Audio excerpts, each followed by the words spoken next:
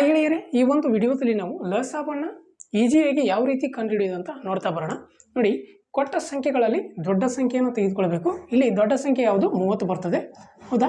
ಈ 30 ಅನ್ನುವಂಥದ್ದು ಉಳಿದ ಸಂಖ್ಯೆಗಳಿಂದ ಭಾಗ ಹೋಗ್ತದೆ. ನೋಡಿ, 5ರಿಂದ ಭಾಗ ಹೋಗ್ತದೆ, 10ರಿಂದ ಕೂಡ ಭಾಗ ಹೋಗ್ತದೆ, 15ರಿಂದ ಕೂಡ ಭಾಗ ಹೋಗ್ತದೆ. ಸೊ ಹಾಗಾಗಿ ಈ 30 ಈ ಸಂಖ್ಯೆಗಳ ಲಸ ಆಗ್ತದೆ. ಹೌದಾ? ಇನ್ನು ಸೆಕೆಂಡ್ ಒನ್ ನೋಡಿ, 4, 8, 10, 16ರಲ್ಲಿ ದೊಡ್ಡ ಸಂಖ್ಯೆ ಯಾವುದು? 16 ಆಗ್ತದೆ.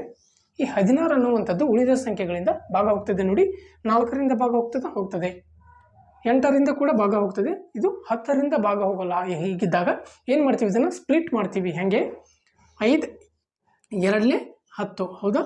ಈ ಎರಡು ಸಂಖ್ಯೆಗಳಲ್ಲಿ 2ರಿಂದ ಈ 16 ಭಾಗ ಹೋಗ್ತದೆ, 5ರಿಂದ ಹೋಗಲ್ಲ. ಸೊ ಹಾಗಾಗಿ ಏನು ಮಾಡ್ತೀವಿ? ಈ ಸಂಖ್ಯೆಗೆ ಈ 5ನ್ನು ಗುಣಿಸಿದಾಗ ಬರುವಂಥ ಸಂಖ್ಯೆಯು ಎಷ್ಟು? 80.